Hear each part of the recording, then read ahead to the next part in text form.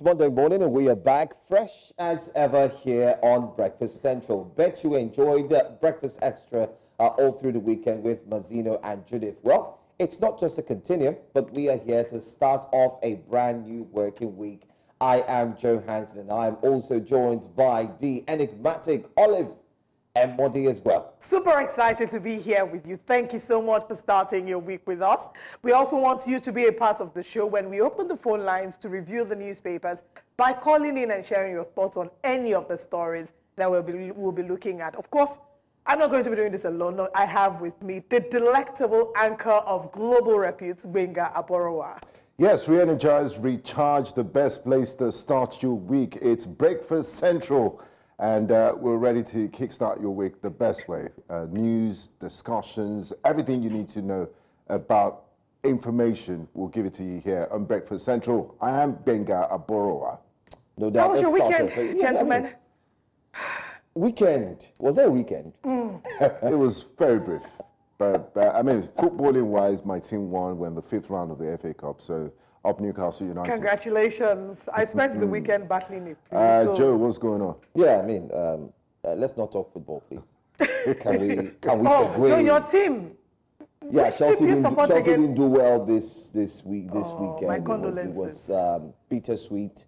I don't want to talk about it because let them wait for in the game. They'll catch the rest of it in the game. Yes, watch In the Game, our #1 sports program. Here on television, 1 p.m. Don't forget, West African time.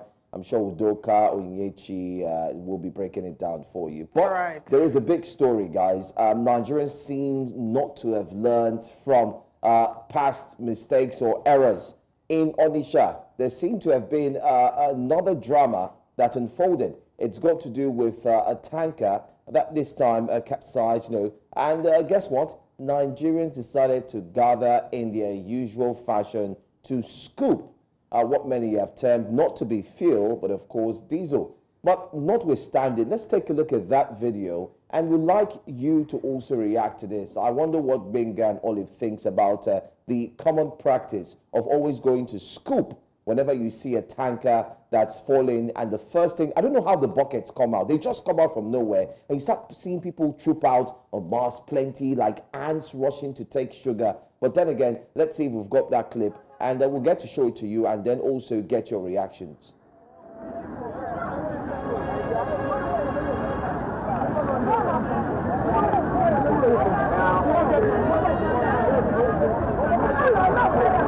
See people packing for a tanker for down here. See people packing for.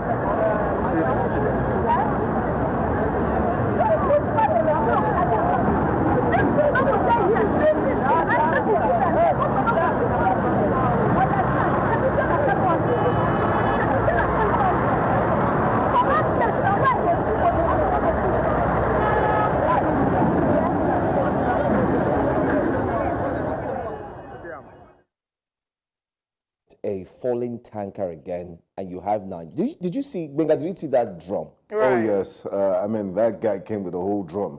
But this is ridiculous. You wonder if some of these guys have 9 lives. How many times, I understand there's hunger in the land, but how much could you make from scooping that amount of diesel? Would it last you for a year? Would it last you for 2 months? It's not $10 billion that you could spend in a lifetime. So why would you risk your life?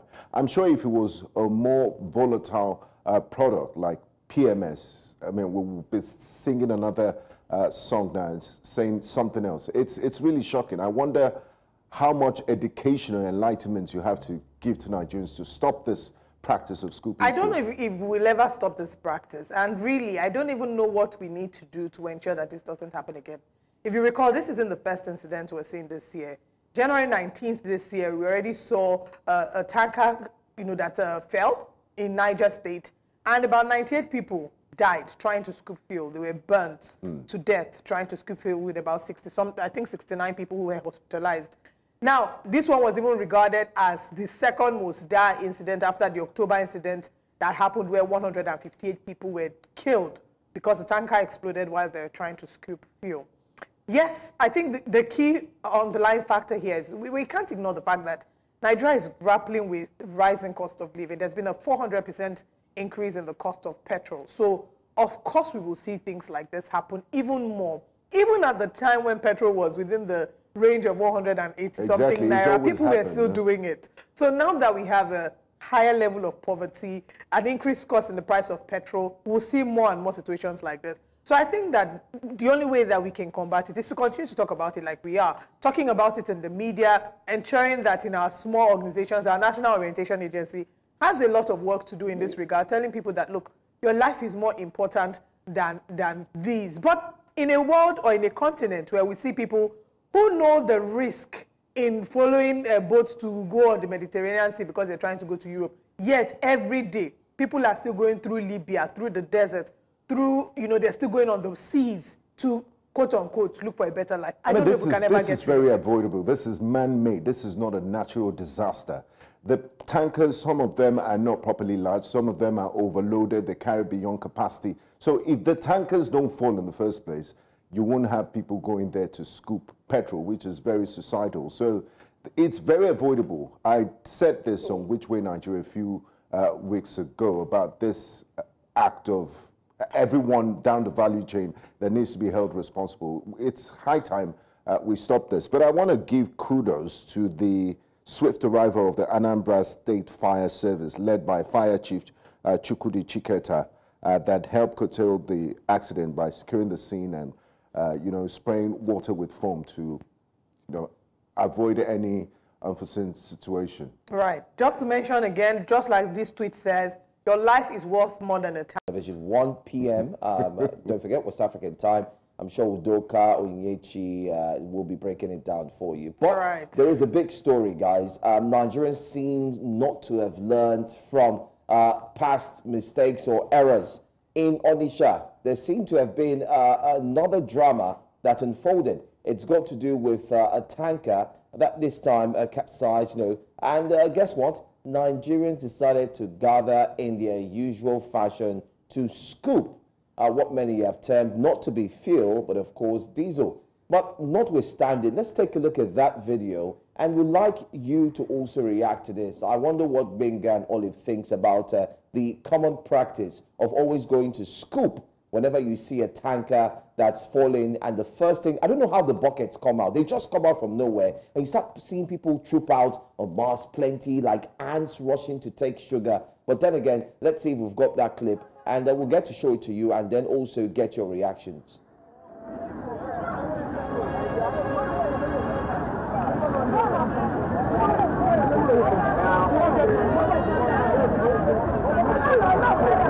See people packing for a tanker fall down here. See people packing for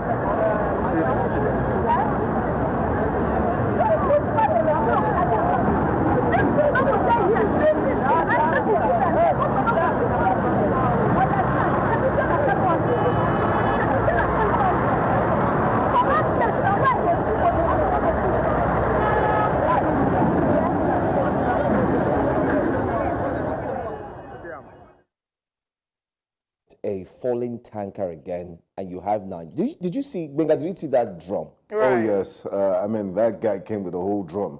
But this is ridiculous. You wonder if some of these guys have 9 lives. How many times, I understand there's hunger in the land, but how much could you make from scooping that amount of diesel? Would it last you for a year? Would it last you for 2 months? It's not $10 billion that you could spend in a lifetime. So why would you risk your life? I'm sure if it was a more volatile product like PMS, we'll be singing another song now and saying something else. It's really shocking. I wonder how much education and enlightenment you have to give to Nigerians to stop this practice of scooping. I don't know if we'll ever stop this practice. And really, I don't even know what we need to do to ensure that this doesn't happen again. If you recall, this isn't the first incident we're seeing this year. January 19th this year, we already saw a tanker, that fell in Niger State. And about 98 people died trying to scoop fuel. They were burnt to death trying to scoop fuel, with about 69 people who were hospitalized. Now, this one was even regarded as the second most dire incident after the October incident that happened, where 158 people were killed because the tanker exploded while they were trying to scoop fuel. Yes, I think the key underlying factor here is we can't ignore the fact that Nigeria is grappling with rising cost of living. There's been a 400% increase in the cost of petrol. So of course we will see things like this happen even more. Even at the time when petrol was within the range of 180 something naira, people were still doing it. So now that we have a higher level of poverty, an increased cost in the price of petrol, we'll see more and more situations like this. So I think that the only way that we can combat it is to continue to talk about it like we are, talking about it in the media, ensuring that in our small organizations, our National Orientation Agency has a lot of work to do in this regard, telling people that, look, your life is more important than these. But in a world or in a continent where we see people who know the risk in following boats to go on the Mediterranean Sea because they're trying to go to Europe, yet every day people are still going through Libya, through the desert, through, they're still going on the seas to, quote unquote, look for a better life. I don't know if we can ever get This is very avoidable. This is man-made. This is not a natural disaster. The tankers, some of them are not properly large. Some of them are overloaded. They carry beyond capacity. So if the tankers don't fall in the first place, you won't have people going there to scoop petrol, which is very societal. So it's very avoidable. I said this on Which Way Nigeria a few weeks ago about this act of everyone down the value chain that needs to be held responsible. It's high time we stop this. But I want to give kudos to the swift arrival of the Anambra State Fire Service, led by Fire Chief Chukwudi Chiketa, that helped curtail the accident by securing the scene and spraying water with foam to, avoid any unforeseen situation. Right. Just to mention again, just like this tweet says, your life is worth more than a tanker of fuel, and no amount of free fuel is worth your life. A single spark can turn a falling tanker into a raging inferno. Don't risk it. Run. Don't scoop. Call emergency number and stay away. Your life is priceless. So when you see a tanker that has falling over, and you're seeing fuel and diesel, no matter how tempted you are, please, the first thing to do is run first, then call the emergency services as opposed to running to the venue to scoop fuel. But now let's move to our second story. And Johansson, do you have this? Yeah, I mean, the second story from the weekend, some of the biggest stories from the weekend. This one has got to do with NAFDAC. I'm sure we've seen the successful strides that NAFDAC has been able to achieve in the past few months, especially when they unveiled and revealed, rather, to Nigerians, the fake drinks, the so-called, I don't want to mention the brand names that you drink in your clubs and your parties. Alcoholic drinks that used to do you are saying, come on, let's go, DJ, track 2. But you are gulping poison. You just casted yourself now that you don't know how this thing works. Because you know it's DJ track. No, he's a journalist. He has to know the things. I know there's research. No, I say he's casting himself that he doesn't know because I do research. He doesn't usually go for all those kind of things. I just do research. You understand? And NAFDAC helped us with the complete research. I mean, kudos to the NAFDAC boss. She is fantastic. Kind of like reminds us of what we used to have, a reminiscence of what we had in the past with Dr. Dora Akunyili. Yes, and she's putting the work in. She says, so far so good, that death penalty would be good for fake drug peddlers. Binga, a few drugs were tested for kids. Imagine having children, they have cough, and you go ahead to buy cough medicine, let's use the word, medications, only to find out that they contain nothing. I mean, it's terrible, and I think people that do this lack humanity. So I agree with the NAFDAC boss that the death sentence should apply to people that peddle fake drugs. Number one, for a person to be sick, they're in a state of poor health, and then you give them, some sell chalk as Panadol, you give them fake things that could kill them.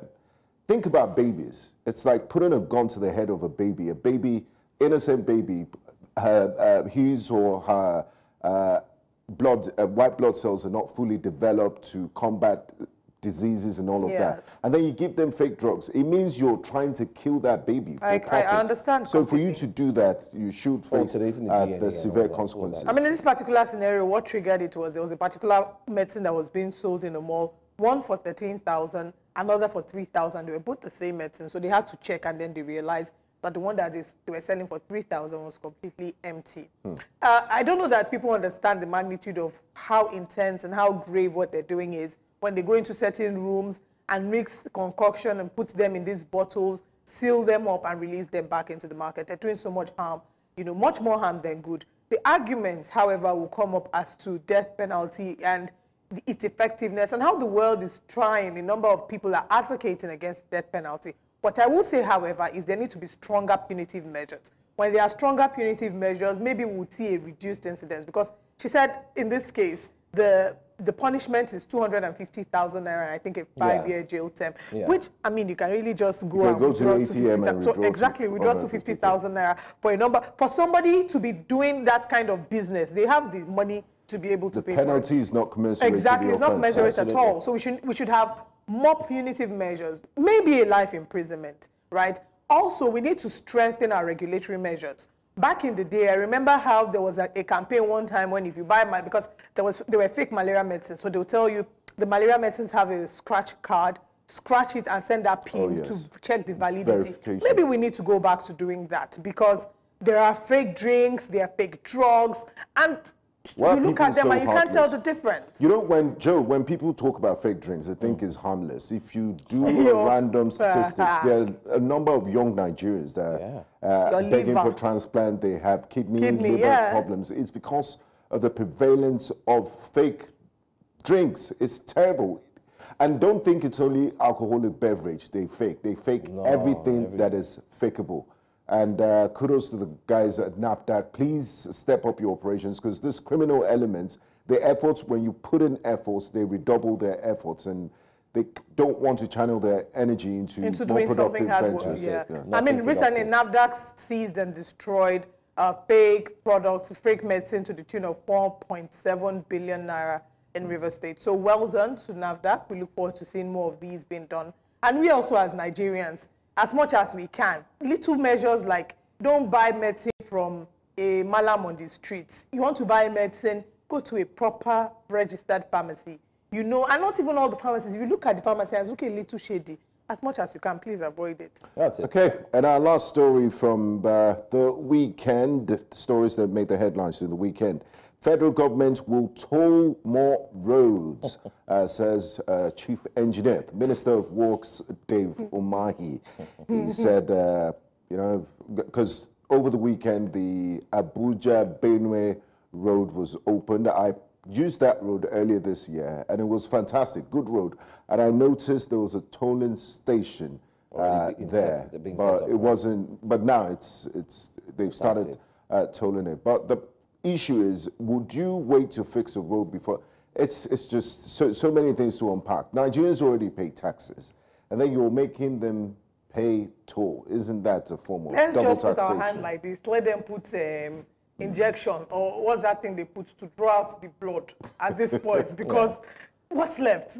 At this point, Nigerians feel overwhelmed. I was speaking earlier about the rising cost of living, about how petrol has gone up by 400%. And what we're not mentioning, as much as we're mentioning the increase in cost of living, is people's income. I mean, how many bosses have increased salaries? If we're being honest, how many employers have increased salaries to match the inflation rate? So if employers of labor haven't increased salaries to match the inflation rate, how do we expect Nigerians to be able to cope in all of this? I don't know about the toll. Joe, I'm not sure that I'm excited about it. I understand the need for the toll, you know, to be able to generate income, to maintain the roads and all. But then again, the multiplicity of tax is quite exhausting. It is. Joe, you live on I'm not giving out your specific address. You live on the island and you pass this road that used to be tolled before. And you can tell the state of the road now and when it was tolled. So what's your take on this? Well, there's pretty much no difference. The only difference was the swift reaction towards fixing any pothole that would be found on that road, especially if you're applying through the Lekki-Ajah Expressway. But currently, if you have any potholes or potholes at all, it takes longer for it to be repaired. But then again, and many have said there's no need for you to toll that particular road because of, you know, the law. And having taken the government to court, it came out as proof that truly that road wasn't supposed to be tolled. But then again, I'm also hearing that the Lagos-Calabar road, they're making great strides, progress, and so on. And once they're done, there are indications that that side, that particular area of that route would be tolled. But Benga, for me, I think just to wrap things up, if they're going to be towing roads, the question really is, I think Nigerians should demand for a revisit to the budgets of about 10 to 15 years ago, where these roads were already implemented, were put in the budgets to be fixed, but they've never seen the day of light, they've never been fixed. Therefore, if you haven't fixed these roads, why is it that you just want to fix them now and quickly tow them? So these are the conversations that should be had. Can we also mention how the Lekki-Ekpe Expressway has had less traffic since we stopped the toll system? Because prior to now, when we had the toll system, there was more traffic trying to pass. The traffic would begin just before the toll gate. Lekki used to be madness. But, I mean, global best practices all over the world where you see roads with tolls, the standard is impeccable, and the people will be very happy to pay those tolls. Absolutely. Because they are seeing where the money is going. Absolutely. Anyway. Hello, welcome to Breakfast Headlines. We begin in Rivers State, where demonstrations broke out on Sunday in Omagwa community in Ikwere local government area. The demonstrations followed the death of one Chukuma Egbule, a native of the community who was allegedly shot and killed by a policeman attacked to the Omagwa division of the Rivers State Police Command. The protesters initially carried the body of the slain youth to Omagwa Divisional Police Station, where they intended to deposit it. They were, however, resisted and repelled by the policemen on the ground there. Then they decided to block the road in protest, causing heavy gridlock at the busy highway which leads to the airport and to Owerri, Imo State. When contacted, the spokesperson for the command, Superintendent Grace Iringe Koko, said the command is aware of the situation. She said the corpse of the slain youth has been deposited at the morgue, while the police officers involved have been detained pending an investigation into the incident. The memorial interdenominational Thanksgiving service held on Sunday for the late Herbert Chizoba and Chizawigwe at the auditorium of the Wigwe University, Isiokpo, Ikwere local government area of Rivers State, South Nigeria. Late Herbert Wigwe, the managing director, CEO of Access Bank Group, tragically lost his life alongside his wife and son in a helicopter accident in the United States of America on Friday, February the 9th, 2024. News Central's correspondent Osinazu covered the memorial service and spoke to some relatives of the deceased. Service to mark the one-year remembrance of late Herbert, his wife and his son, who died in a plane crash, a helicopter crash in USA. However, family members, friends and well-wishers have been laying their wreaths here at this particular terms you can see from the camera.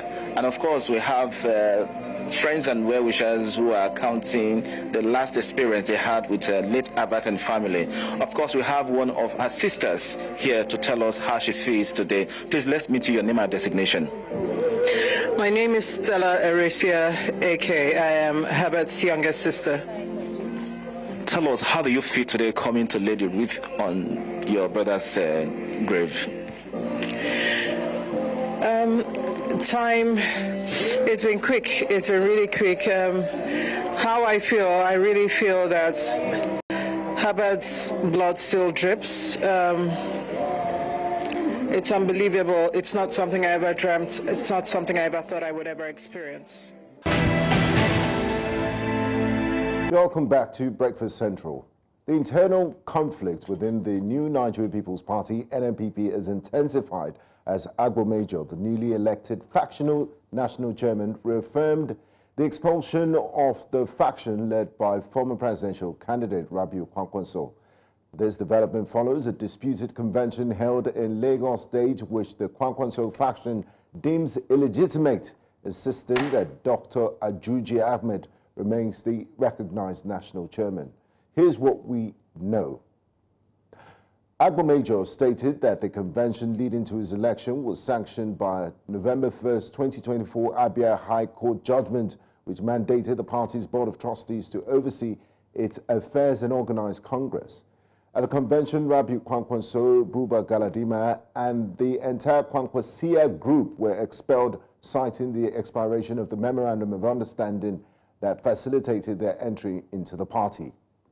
What you should know again regarding this is the fact that the Kwankwaso faction led by Dr. Ajuji Ahmed has rejected the convention's outcomes. The faction leader, Dr. Ajuji Ahmed, stated that a federal high court judgment of April 18, 2024 declared the Agbo Major faction imposters having been expelled by the party. Also stated that the January 16, 2025 Abuja High Court gave an order restraining the Agbo-led faction from carrying out any official duty or activity for or on behalf of NNPP. Checks also confirmed that the Independent National Electoral Commission, INEC, currently recognizes Dr. Ajuji Ahmed as NNPP party chairman. Well, we're joined this morning to get some clarity on what's going on with the NNPP by the Publicity Secretary of the New Nigeria's People Party, Ladipo Johnson. Good morning. Thank you very much for joining us. Good morning. Thanks for having me here. All right. There's so much information that we've shared here. I would like you to shed some light and some clarity, regarding if we have missed or miscommunicated any of them. First of all, I think the first place to start from is, has Rabiu Kwankwaso been expelled from the NNPP? Because it seems like different factions are saying different things. Let me take you just before the Kwankwaso thing. There are no factions. You just mentioned now, INEC, for the sake of argument, INEC has the NNPP as in Dr. Ajuji Ahmed as chairman, Ladipo Johnson as publicity secretary, NNPP, New Nigeria People's Party. That is what is recognized by law today. That party has not expelled or suspended Abba Kabir Yusuf or Rabiu Kwankwaso. Now, you have some people, because they're not a party recognized by the Constitution and the Electoral Act must be one as registered by INEC, right? So they're not a party, but group, whatever you want to call them. Dr. Boniface Anebunam was one of the founders of NNPP. True. Kwankwaso, Buba Galadima, Ladipo Johnson, etc., joined only in 2022, 1 year before 2023 elections. The party was there. We held conventions. Agbo Major at that time was National Publicity Secretary. I was National Auditor. Issues came. We won't go into all those because the issues started from them, from Anebunam Group, between Agbo Major and the National Secretary, who is still there. He's from the Anebunam Group, right? Issues started. We got to a stage where Dr. Anebunam now said, I am the founder and I'm overruling decisions of NEC or National Working Committee. And we said, no problem. Suspended him. Even Kwankwaso did not know he was going to be suspended, as it were. So that is how we got to the problem. Now, let's move to recent developments in the party or in the group of people you said they are. You said they're not a party. The Dr. Agbo Major faction held a Congress last week, and the NNPP faction held a convention last week in Lagos, in Apapa. Dr. Agbo Major's election as NNPP chairman, you have rejected it. You said it's illegal and illegitimate. On the what grounds do you make these assertions? They're no longer members of the party. Federal High Court, I've forgotten when you cited it, Justice Wite, Abuja. They went to court, said, you are no longer members of the party. That happened. Now, what they're touting around is a default judgment that they got from one corner of Abia. We may as well go to that. Now, in that default judgment, right, you misinformed the court. It's what I call pa incuriam. I'm not blaming the judge. It means the facts were not before him. You took an old constitution with your old logo, the one with basket of fruits, that had been amended in April. You took that before him. You said, no, there had been no party meetings, etc., etc. And he gave you an order based on that logo. Is that logo a party? Is that logo the logo of the NNPP now? Is it the registered party? So that judgment he's banding around is a judgment against them, is for them, yes. And he has said they've expelled us. And I keep saying now that, okay, thank you for expelling Kwankwaso. Thanks, we're not members of your party. So, but we are the ones recognized by INEC, the party. So what then happens if he has a court judgment that you have said is, you know, based To no avail. You don't think that is something that you should maybe challenge in court? No, we're going to set it aside. We need Do you know what INEC happened? to come out and You don't need categorically INEC. You've state. seen that INEC has done that. Last week, was it Thursday or Friday, the matter that restrained them from holding any convention or using the name of the NNPP, Justice Hassan, that matter came up and they argued the interlocutory motion. And INEC submitted there that we don't know them. But they went ahead not. to have a convention. Exactly, because they're rascals, for want of a better word. Agbo Major is my friend. You understand? They're, for want of a better word. And what he said the other day, he said that the convention was delayed because there was an injunction, but that when the injunction expired, they held the convention. They're in contempt. Injunction was restraining order pending the determination of the interlocutory injunction, which she hasn't determined yet. They just argued it last week. So for them to have gone on to hold that so-called meeting that they call an injunction, they're in contempt of it. So right now, yes, you're saying that there are no factions, but we can't deny the fact that, according to your explanation, these people were once members of the party. Once members. A faction, madam, and then as you know, is a smaller part of a bigger one. Yeah, they are no longer inside. So are you saying that this does not in any way affect the NNPP as a party? It doesn't. And do you plan to maybe go to court and to sort of set aside the court's judgment? Yeah, we're doing two things now. Okay. The first is the Abiad, whatever they had, order or whatever, miraculously came in during the strike, the judicial service strike. So are you inferring that there has I'm been not saying that we won't go there, but it came in during the strike. They just lifted the strike. So it's a default judgment which can be set aside. I believe we filed our papers. But two, we decided to go to court to say, okay, enough is enough. Restrain these people from using the name. Determine once and for all whether they are members. Those were in the FCT High Court, Justice Hassan, and she granted the interim injunction. I am hopeful that the interlocutory injunction will be granted. I don't know which date she gave them as a return date, but it's been moved. They were represented, their counsel were there. You know, they have about 2 or 3 lawyers representing them. And we wait for the ruling of court on the injunction and then the overall matter. So basically, I keep saying that if they are the party, why are they the ones taking us to court around the whole country? Akure today, this one tomorrow, saying different things, and they've lost virtually everything. Okay. So just for the records, and yes. You've alluded to that in your conversation, just to specifically state the position of Rabiu Kwankwaso in the NNPP, officially. Yes, he's a member of the party, was presidential candidate, is not under suspension, and neither is Governor Abba Kabir Yusuf.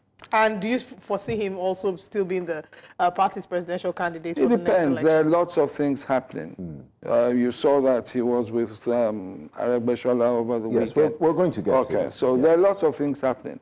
He might not necessarily contest, and he might. Now, Mr. Johnson, you suggested that Agbo Major's faction is working in the interest of the APC. Do you have any concrete evidence to support this claim? Well, I always say that in politics, the military, and the mafia, right? Those three are similar. Politics, military, mafia. You don't need proof beyond reasonable doubt. Let me tell you what I have. When we were fighting, in quotes, for the Supreme Court decision regarding the governor of Kano, they came out, they held a press conference, whatever, supporting the APC. This same, yes, that's one.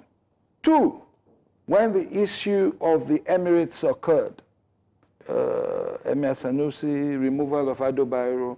Again, they came out several times supporting the position of the APC, which is supporting Agbo Major. 3, and the most glaring one, was when the Kano State government wanted to hold local government elections recently, a few months back. They actually went to court, just like the APC did, to stop the elections. So those 3 things have shown me that these people are not aggrieved NNPP members who say, oh, we fight outsiders together, but we're fighting inside.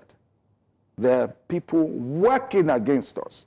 So, and at its stage, it's been for the position that the APC has held. So that's why we say that it's obvious that they're probably working for the APC. All right.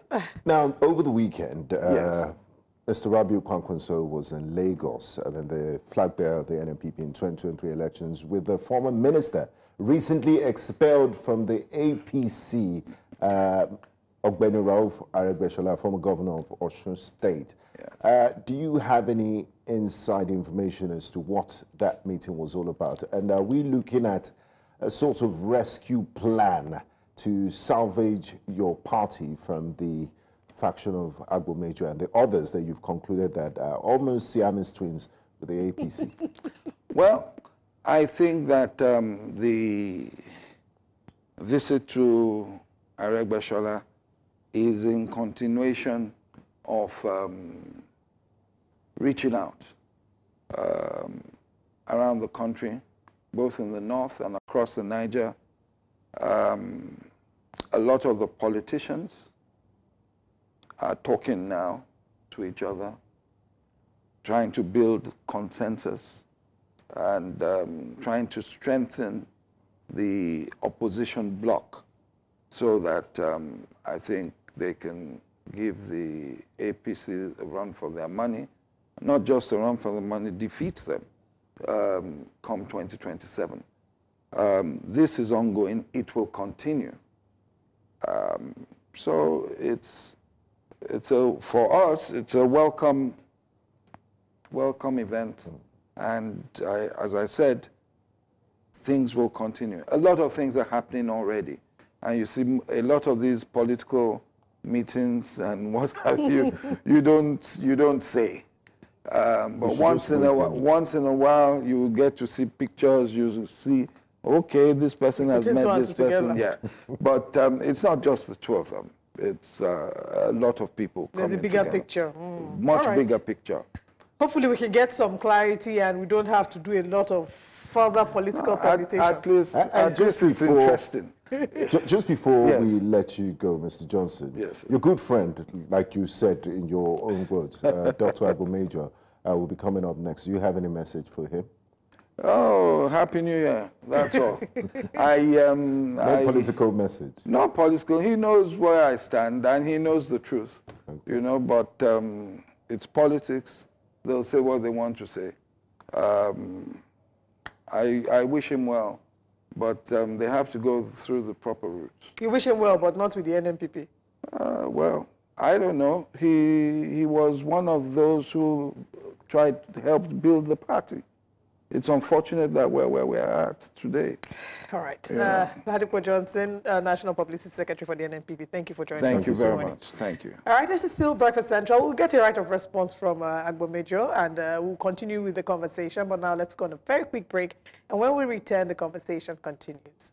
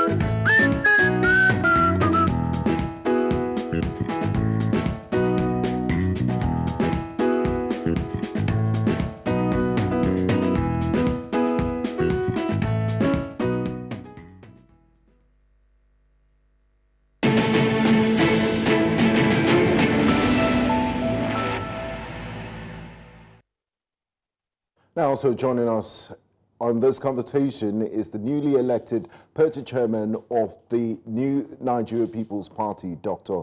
Agbo Major. One welcome to you, Dr. Major, and thanks for joining us on Breakfast Central. Thanks for having me. Good morning, viewers. Good morning.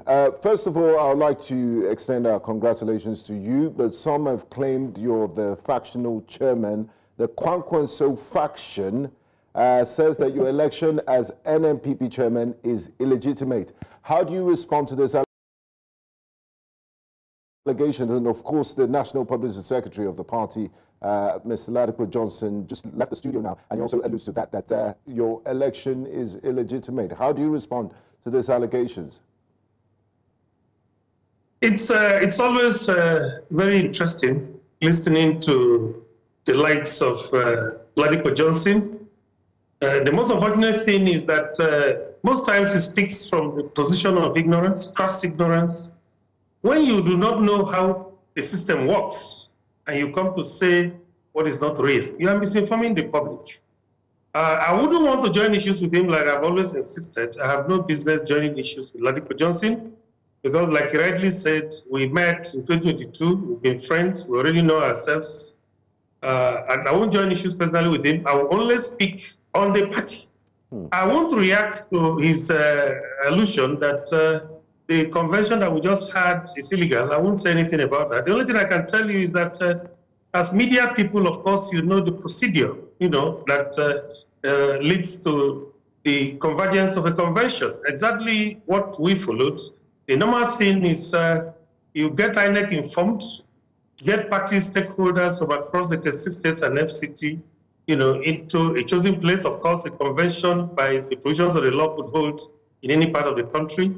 And traditionally, we have always had Lagos as our convention home because the party's offshoot is in Lagos. The party started from Lagos, where it was founded by Dr. Endorsement using his other sister agency called National Association of Government Approved Freight Forwarders. So we have had our convention in line with the provisions of the recently delivered Abia High Court judgment, And it could be more disturbing when you see people who claim to be lawyers casting aspersions on their colleagues in the Temple of Justice. You can imagine somebody who says a lawyer coming on air to say that a judge was misled. I'm not sure there's any judge in this country that is as cheap as that. The issues were properly canvassed, and then the position was taken by the court, and the position was simple. INEC, this order is on you.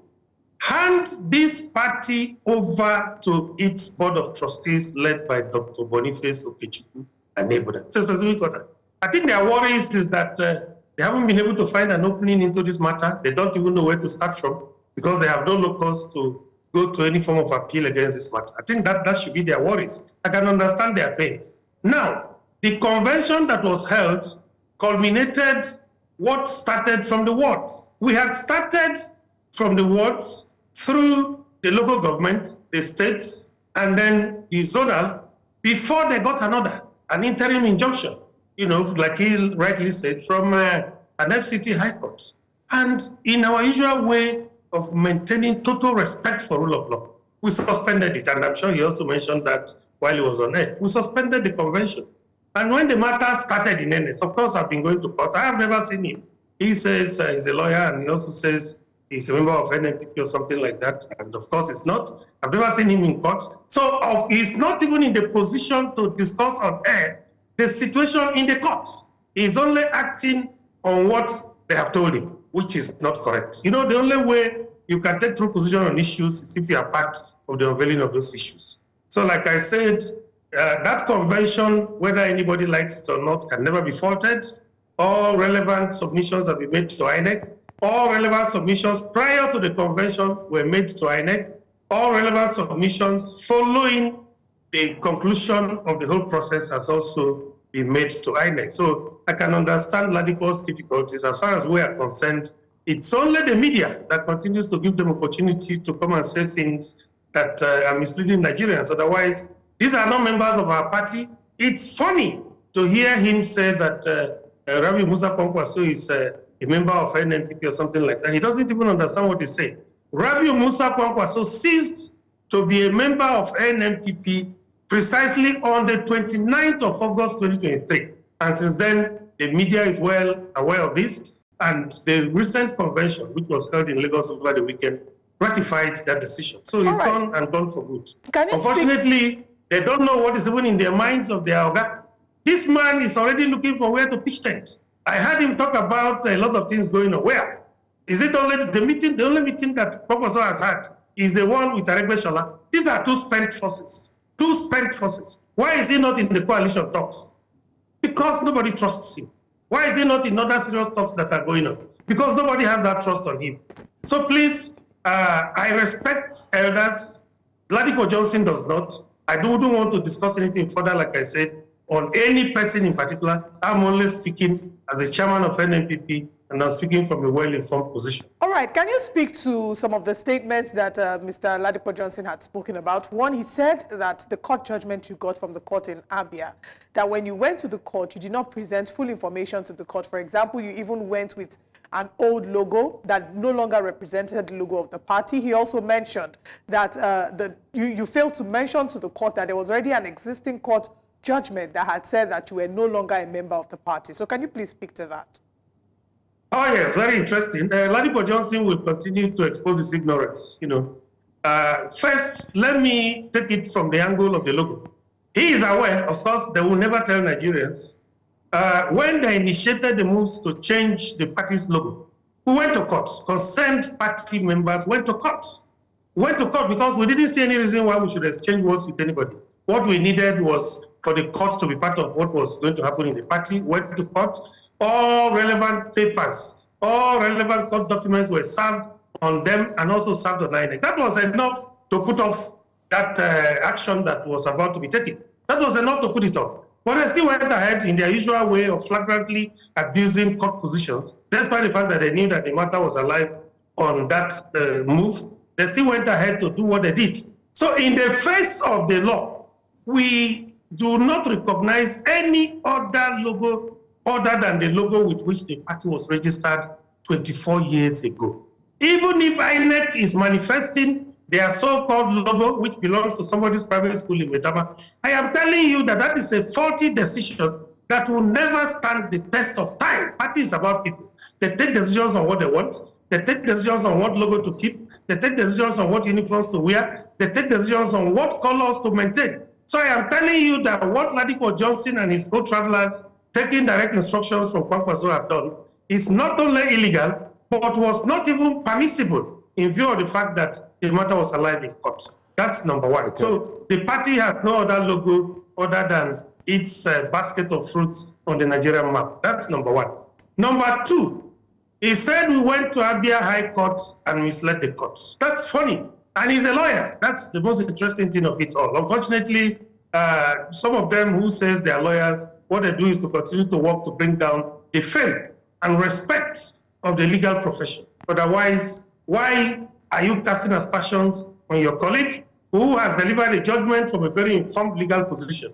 Instead of you to go quietly back to the court and find out what to do, what you do is to go on there, put your colleague, a judge, a revered judge, on media trial. Like I said, the matter is still alive there. I don't like commenting on issues that are still alive in court.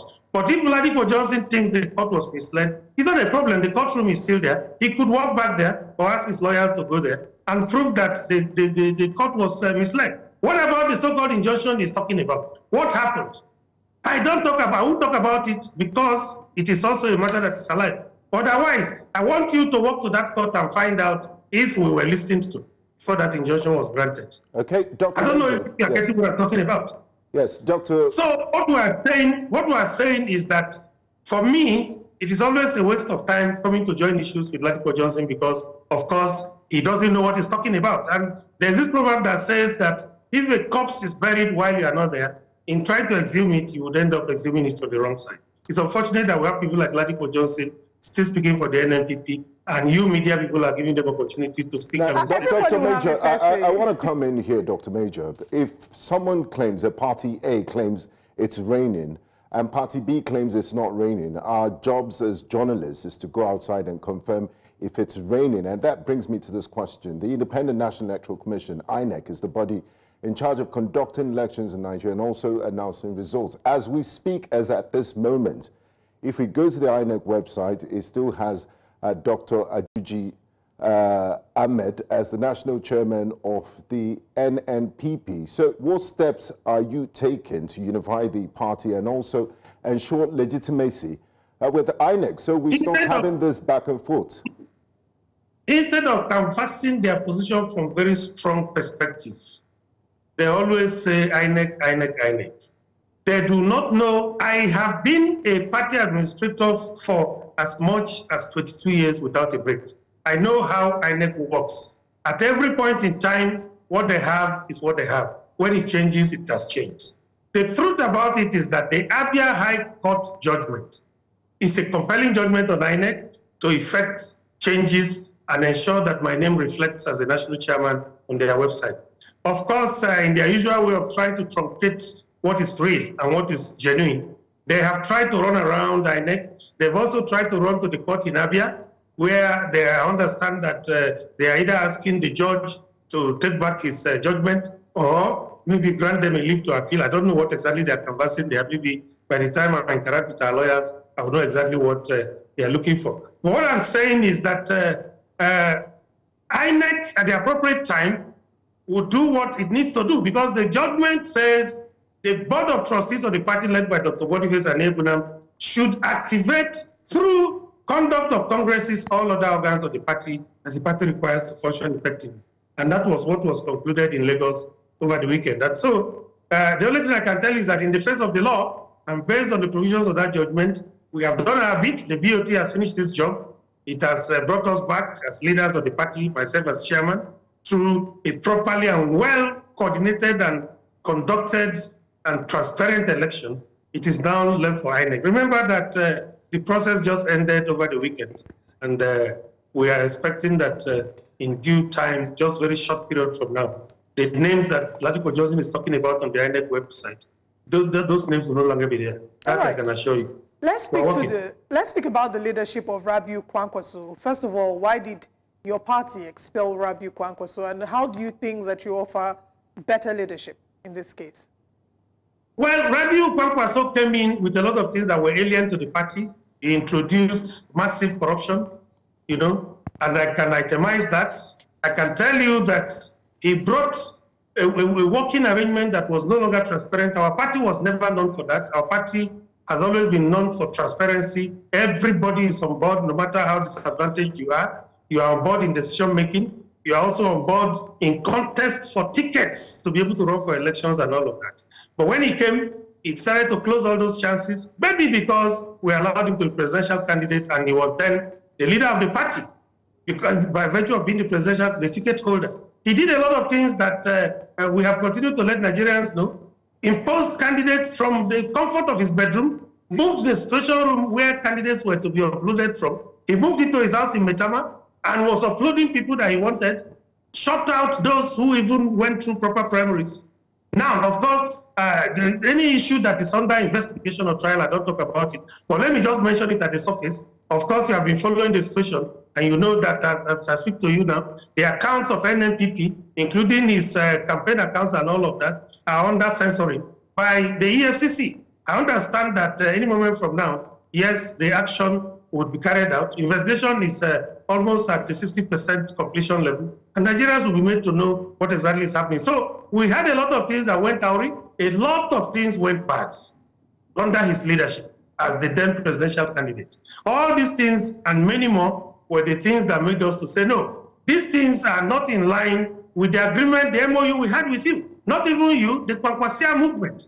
We had an MOU written and signed with the Kwankwaso movement and the TNM. The TNM died shortly after that MOU was signed because it is a collection of serious-minded Nigerians that were not in for the joke that was to be perpetrated by Kwankwaso. So they were never in for that. And they had to walk away honorably to go and do other things. That TNM is dead. If you look at the MOU we're talking about, which is dead now, it is a tripartite MOU between us, the TNM, and the Kwankwaso movement. The only thing is that Kwankwaso is the leader, according to them, of the Kwankwaso movement. But he usurped the authority of the movement, and then imposed himself and then presented himself as the one who is Kwankwaso personified. And they decided to do a lot of things, terrible things that were unfathomable, terrible things that were unimaginable, terrible things that dented the image of our party. And so in that situation, what do you do to salvage an organization? It is to get the person out. Remember that before he was taken out, we gave him opportunity to explain. He refused to come in his usual arrogance. He refused to come. We gave him another opportunity. He refused to come. The governor himself. And then the normal thing as contained in our constitution is to ask them out. And that's exactly what has happened. Kwankwaso remains expelled from the party. Buba Galadima expelled. Dr. Ajuji, all these people expelled. Very soon, their mouths will be closed. The courts are on it. That I can tell you. Dr. Agbo Major, still talking about the Kwankwaso group. They've accused you of working with the APC to undermine the NNPP, especially concerning Kano politics. They said when the case of the Kano State governor was in the Supreme Court, you aligned with the APC and you walked against the Kano State governor, Abba Yusuf. How do you respond to these allegations of working in tandem with the ruling All Progressive Congress? These allegations are born out of sheer mischief. But if I don't respond to it at the surface, it will look like I just don't want to talk about it. But I won't dwell much on it. I can tell you that Ladipo Johnson and his cohorts are, the agents of destabilization that have been planted, or rather that were planted in the party before they were removed. Instead of accusing others of working with any other political party or any other individual to destabilize, how do we destabilize what we established and groomed for 22 years before they came? I mean, I'm asking you a question. How will you destroy a baby that you have given birth to and you have groomed for 22 years? Do you know what it takes for anybody to make such a careless allusion? I think that is why those watching us should know that whoever is saying that, including Ladipo Johnson, is not only mischievous, but is just speaking out of crass ignorance. The truth is that they have a man that sees himself as a demigod, who wants to pocket Kano, who was doing things and is still doing things that are not in the interest of Kano people. Whatever we have done in our usual style of positive critique or positive criticism, whatever we have done is born out of that. We were only saying that Kano Emirate Council needed to be stable. If you look at the statement that was issued in respect of that he's talking about, you will see how civil and how tactical the statement was crafted. What we did was to advise Kano people to take their destiny in their hands and then decide on what they want, instead of allowing anybody, whether professor or whoever, to impose an emir on them. Right. Our statement is very clear.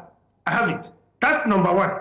That is number one. If you can wrap it up, we have 30 seconds. We need to wrap up now. If you can wrap it up. Number two, they went into an election, or they were planning an election, and disenfranchised everybody. And what they wanted to do was to bring entirely Kwankwaso members to take over the 44 local government councils. And as the chairman of the party, I said, no, what we needed to do was to move to court. We went to the Federal High Court in Kano, where we defeated them. The court judged, the court gave a judgment that the candidates for that election are the candidates that emanated from the Agbo Major NNPP. Right. That is still hanging there. We're still pushing. As we count down to 2027, the NNPP will have to put its house in order. So we look forward to seeing how all of this disagreement or maybe misunderstanding is being resolved by the NNPP. Thank you very much, Agbo Major, for joining us this morning on Breakfast Central. And we wish the NNPP all the best. Thank you very much. Thank you. Right. Time for us to review the newspapers and see what the front pages are saying.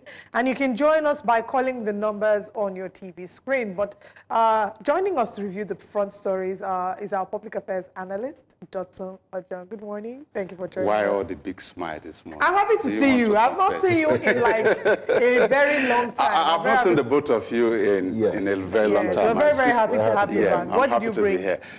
I should ask you that, All right, let's get into the front pages. And on the front page of This Nigeria newspaper, the big story on This Nigeria is deportation. $20 billion U.S.-Nigeria diaspora remittances at risk because your uncles and aunties that have been there, some illegally, are going to maybe come back. So no more diaspora remittance. Stakeholders warn unemployment may rise with return of illegal immigrants. They urge federal government to improve on infrastructure, health, education, and the push for industrialization to create jobs. Abuja bus terminals construction generates over 3,000 jobs, says project manager. Budget increase can lead to inflation, exchange rate volatility, finance expert says. Vehicles, shops destroyed in Niger gas explosion as business owners count losses. Motorists happy over slight reduction in pump price of petrol. That's all on This Nigeria. Let's go to the Daily Independent. Okay, the Daily Independent, the headline there says, report predicts price stabilization amidst record high food inflation. Let's hope it stabilizes or even comes down further. And on top of that, 167 billion naira MDA scams. Serap sues Tinubu for not prosecuting contractors. And the health sector's 1.07 billion must not be swallowed by snakes, monkeys, Article 1s, because, I mean, we don't want history to repeat itself. We've heard this sort of things in the past. And Sam Nujoma, Namibia's first president, died at 95. A very sad one there of SWAPO. And NECA offers panacea to unemployment crisis. That's good news. Let's hope they take their advice. FCCPC excited as court affirms regulatory authority in telecom sector. And Nigeria-Israel more joint commission dialogue. There's another headline there in the Daily Independent. PDP crisis, any member who disobeys BOT will be thrown out, says Bode George. All right, let's now move to the Punch newspaper. The big story is talking about the 70,000 naira minimum wage. State salaries rise by 90% to 3.8 trillion naira. 27 states depend on federal allocation to pay salaries, and they plan 6.259 trillion naira internal generated revenue. Freed Thai nationals held captive in Gaza return home. Rivers community deserted as cultists kill 19 residents. Drug couriers excrete 125 heroin wraps at Lagos Port Harcourt Airport. I saw that one and I was just wondering. Yeah, there was even one that couldn't excrete everything. They had to take him to hospital to surgically remove the remaining. My goodness. I mean, you risk your life over $4,000. It's ridiculous. It's wild. Kwankwaso wooing Aragbashola to get Southwest votes. Kwankwasia chieftain. FBN holding stock gains 17.65%. Emerges best performing. Well, we have, well, they're still having their issues that they're sorting out. I hope they sort that one out soon. Why we won't appear before Ikimi panel, Autumn and others say. And that's all on the Punch. Let's move to our final paper, the Nigerian Tribune. Yes, the Nigerian Tribune. Questions persist over PDP National Secretary. I thought they had settled this internally. Why Board of Trustees backed Governor on Ironwood's removal. And on top of that, investors favor 364-day bonds, treasury bills. Court affirms FCCP's regulatory authority in telecom sector. We took that in another paper. And Navy intercepts 16 boats loaded with 1,000 bags of rice in Badagry. Talking about smuggling there. And 1 year after, Tinubu, Macron, Sanwo-Olu, others pay tribute to Herbert Wigwe. Benani won Adama 2023 Gobble polls, dismissed resident electoral commissioner. Insist Adama government challenges him to provide evidence. It's one thing to allege, it's another thing to prove those allegations. And the top headline there, federal government steps into power outage crisis at University College Hospital in Ibadan. Power Minister IBEDC MD visit hospital today. Patients not bringing generators to power wards, because that made the rounds on social media yesterday about, I mean, I thought there's no way we'll get this ridiculous, that patients will start bringing, how does that even work? Bringing generator sets to the hospitals. So I'm happy the minister is going there and they'll do something about this, because it's terrible. All right, let's start the story with the big story on This Nigeria newspaper, talking about the deportation. Ever since Donald Trump came into office, everybody knew that he was coming in with a mission. He has always been clear about it. Now we're seeing that the deportation, in the way that it will impact Nigeria, they're complaining about diaspora remittances being at risk. Yeah. But let's get your thoughts beyond on that. Diaspora remittances, they're also talking about unemployment adding to the unemployment. Yes. So you have people with American accents, you know, you're gonna I just gonna want to come.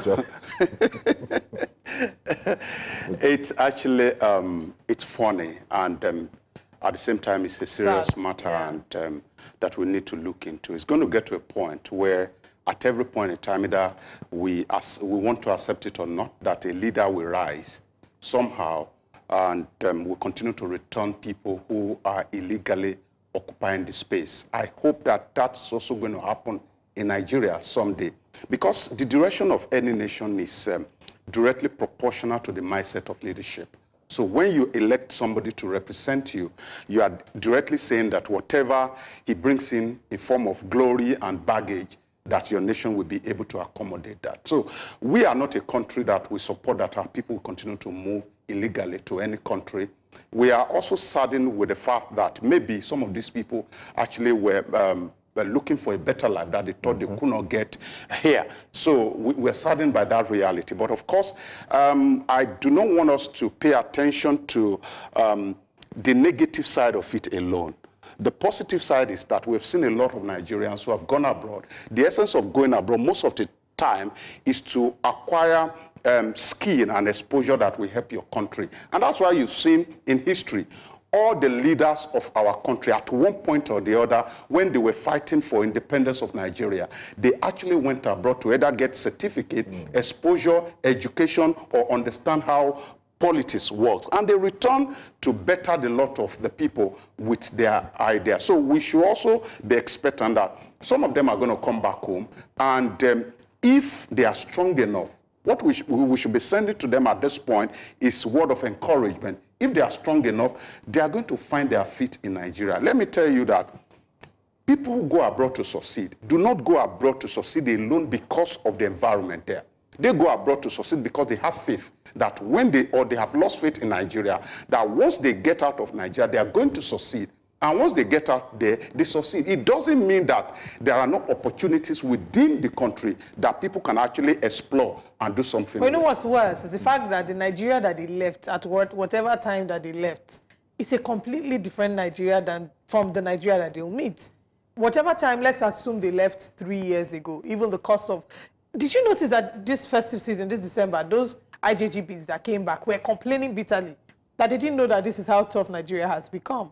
So I worry about how they would be able to fend and thrive, because even the Nigerians within Nigeria in a way are struggling. Yeah. Add more numbers to that, I wonder what this will be. And a number of people are blaming Donald Trump. Oh, he's wicked, he's this, he's that. Do you really blame him if he has to say, you know, if you're occupying our country legally? And you can actually, for those people who want to blame Donald Trump, you know, we always have this idea of not always wanting to take responsibility. I'm going to cite an example of what happened in Lagos. Lagos state government at a point packed some people from the north and the south, and they took them back to their state. Do you know the philosophy behind that?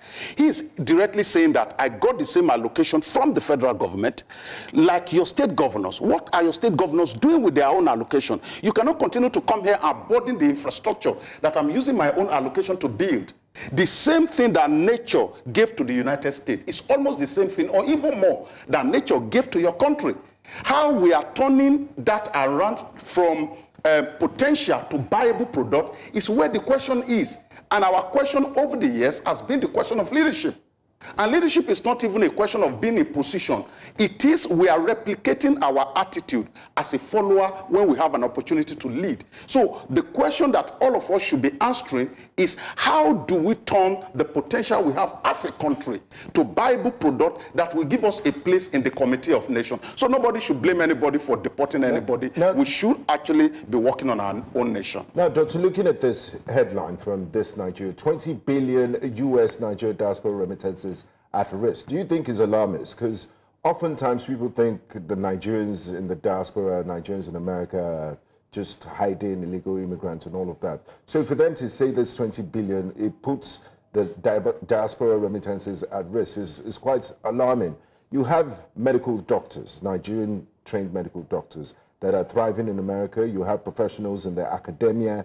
You also have university professors. You have sportsmen. There's a huge Nigerian diaspora that are doing amazing things in Nigeria. So why would then this Nigeria suggests it might affect our remittances. I don't think those that are doing menial jobs or that are there illegally even send such amounts home. They do not. The reality is that they do not. I think this number is actually the total number of the money that came from that community into Nigeria, I think, within last year. And it should be made clear that if you are in a community and you are adding value, you do not have any fear of deportation. And like you said, medical doctors, anywhere you turn to in Nigeria, across the world, you begin to meet Nigerians that are doing exploits across board. I think it's a bit of an alarmist stance, but again, it's not going to take away from the fact that some of our brothers will be returning home. And the reality is that we must prepare for them. Our remittances will be affected, but not in the number that has actually been put on the newspaper. Yeah. All right. Let's move to another story this morning, and let's move to the Nigerian Tribune, or rather the Punch newspaper. Punch newspaper talks about state salaries rise by 90% to 3.8 trillion naira, talking about 70,000 naira minimum wage, 27 states depending on federal allocation to pay salaries, and the plan 6.259 trillion naira internally generated revenues. Are you excited about this? The minimum wage, for the longest time, we've heard outcry, public outcry, by people who say that it's just on paper, that the minimum wage has not been affected. But from what we're seeing here, according to this report, it looks like we are on the right path. Yeah. So the analysis of the 36 state government of their budget has actually shown that minimum wage has actually affected greatly their distance for the year. But again, I think majorly we should not forget that this addition, this 90% rise, is not just a product of what civil servants earn. It's also a product of what political appointees earn, which brings us to the issue of the cuts that we have talked about in the cost of governance. Because now, I do not even have problem with how much politicians earn. The problem we have is that when you create an office, you're going to service that office legally. And there's a portion that says that people have the tendency of illegally also taking away from that office. What does that mean? If you give 30 people an appointment, I don't have problem with how much you pay them, because you should pay your leaders well. The problem is that these 30 people, maybe 10 or 15 of them, are going to cut corners.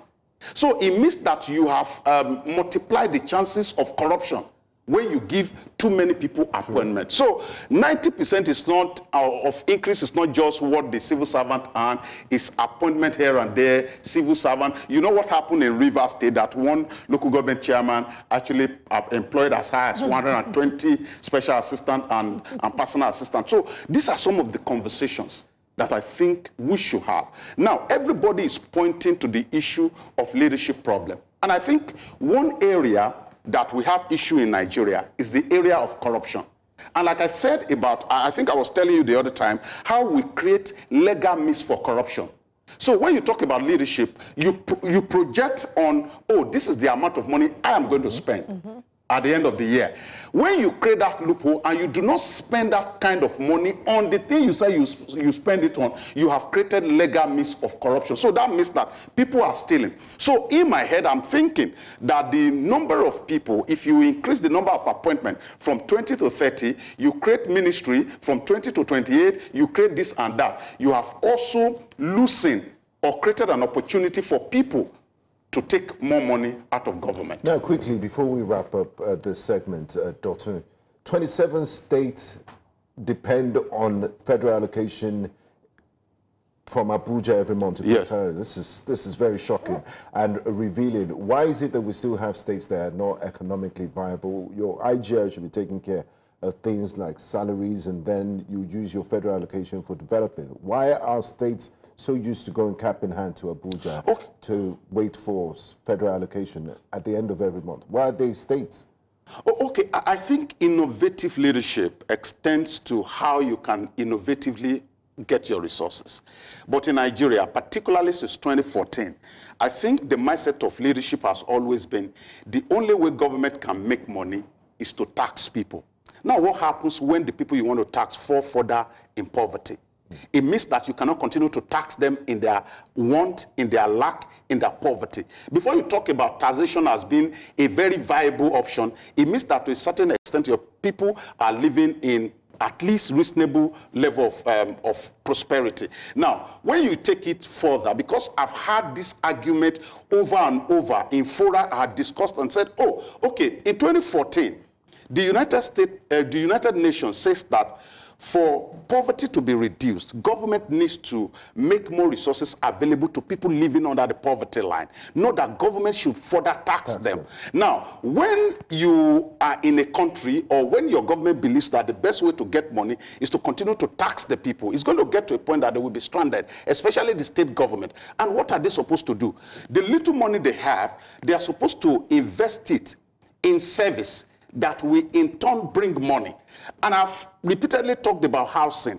I've repeatedly talked about transportation. You can't leave movement of people, for example, in Lagos, movement of 23 million people in the hands of charlatans and expect that you're going to get, how do you want to get money?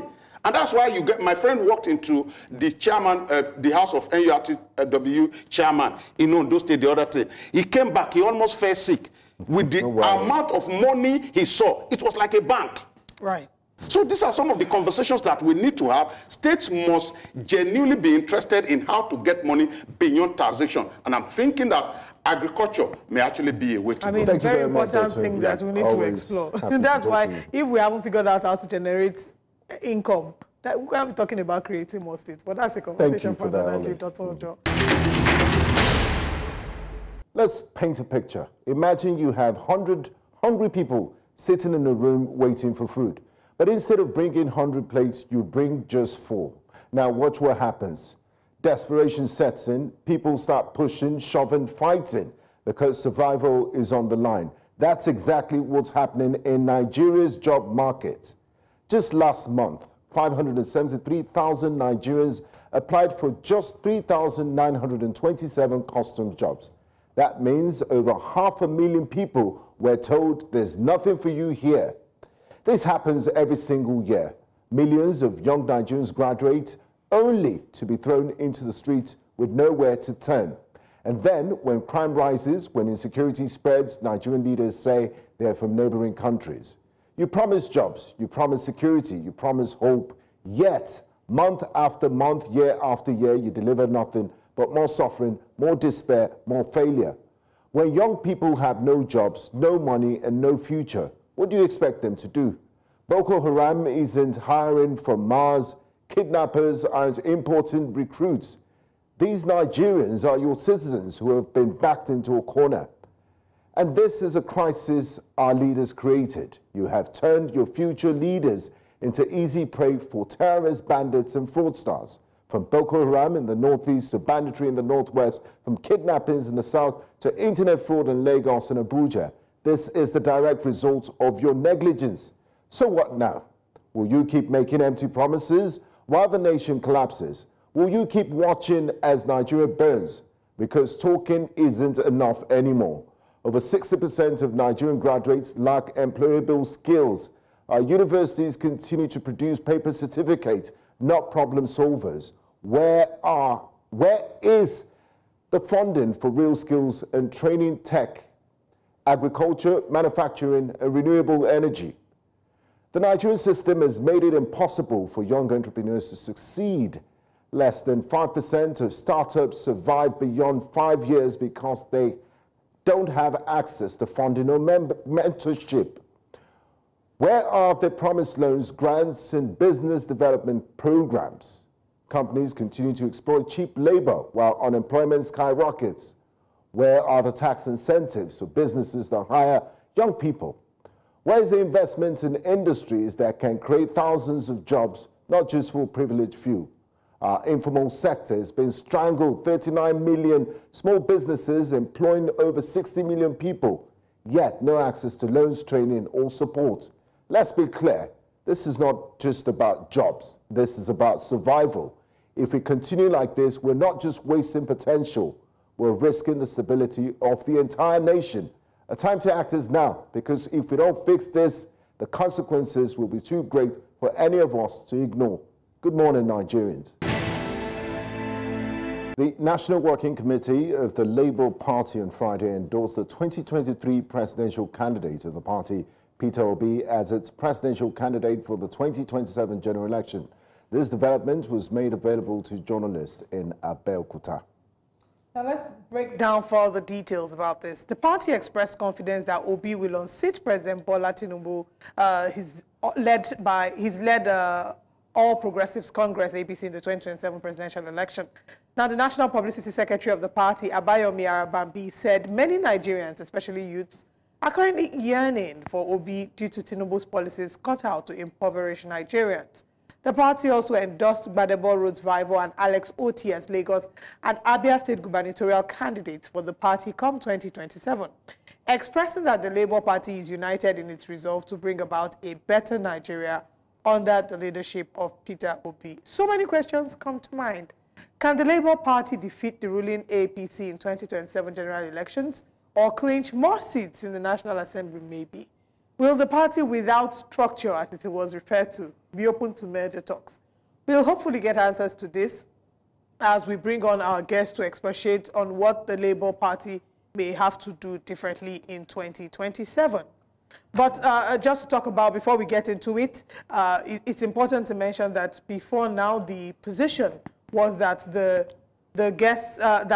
Labour Party was not going to throw its weight behind Peter Obi, but now it makes you question the internal democracy in the Labour Party. But I guess our guests will put all of this into perspective.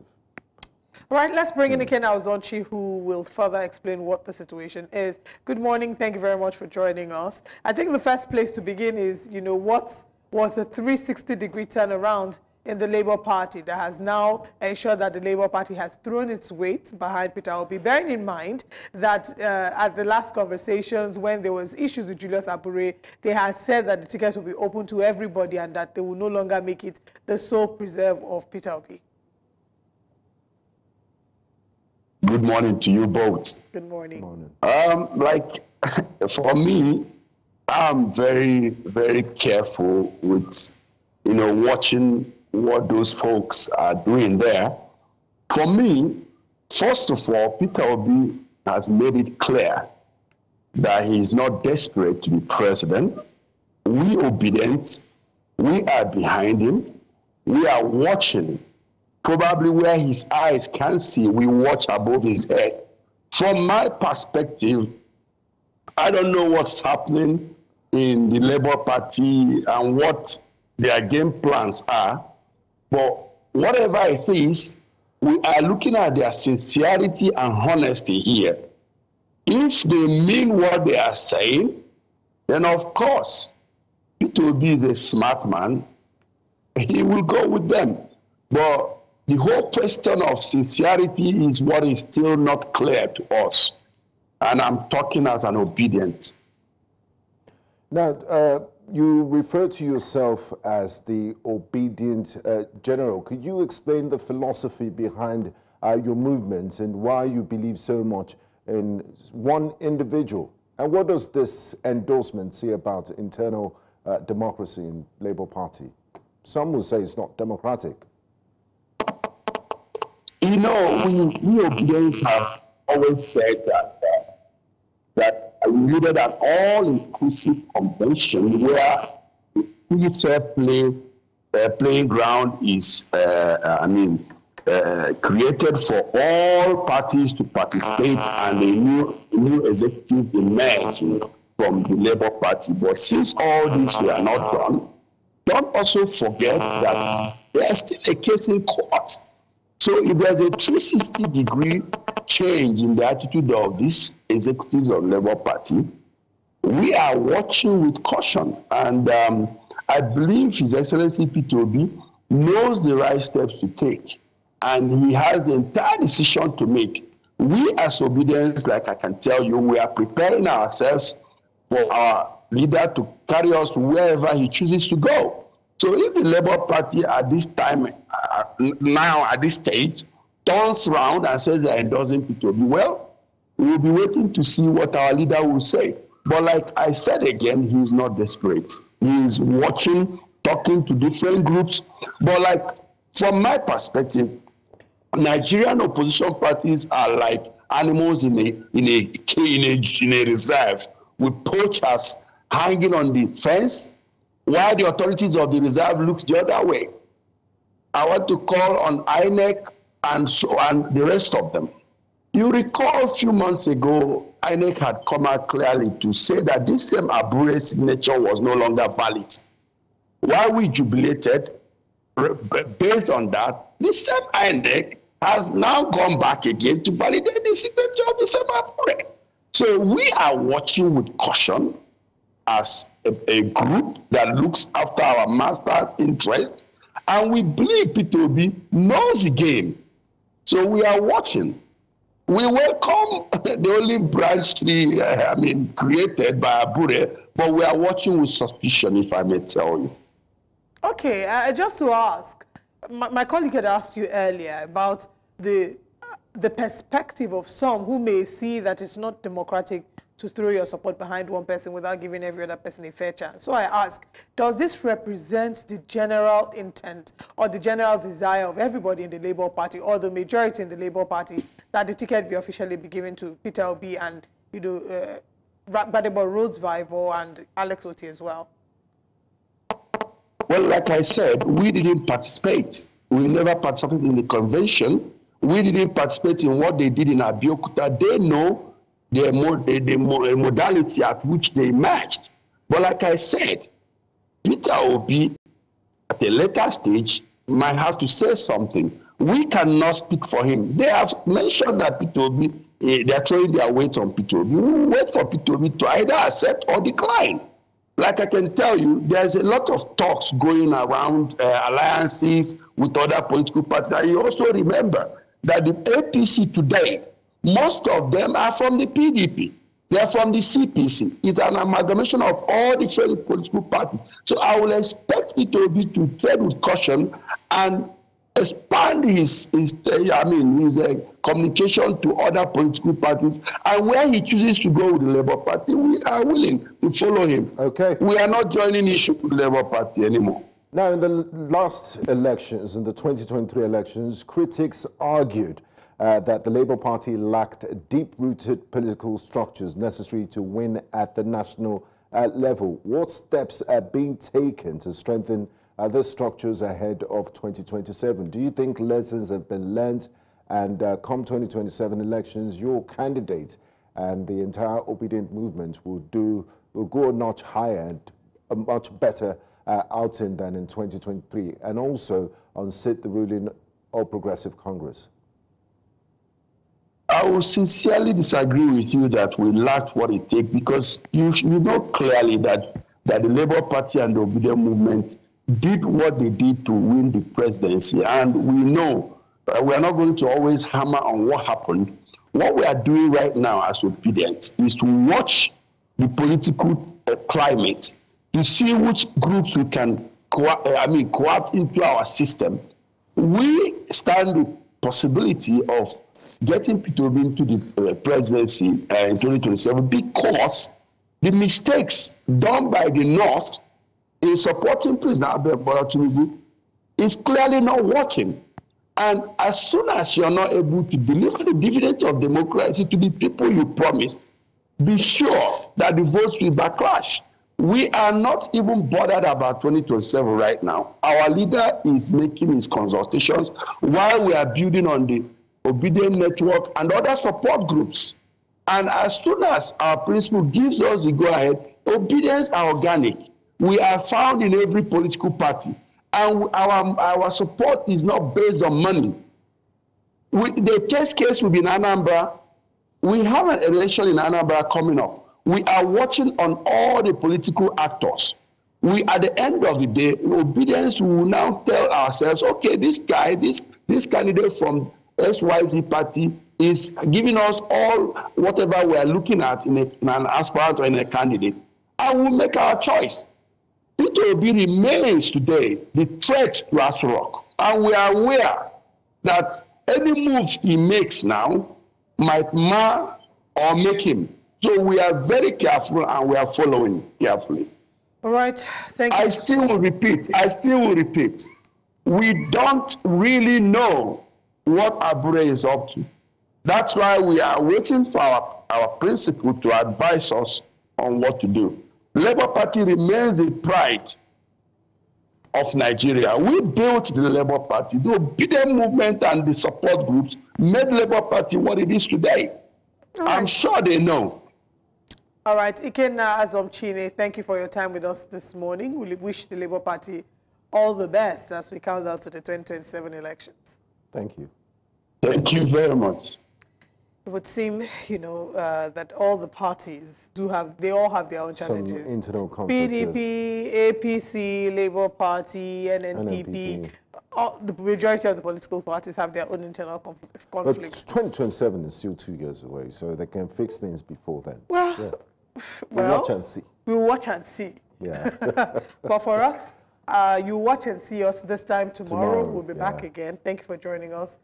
We, of course, want to ask you to please stay tuned as we have more shows that will still be airing on the platform. I am Olive Emodi. And I'm Gwenga Boro. I'll see you tomorrow. Bye-bye.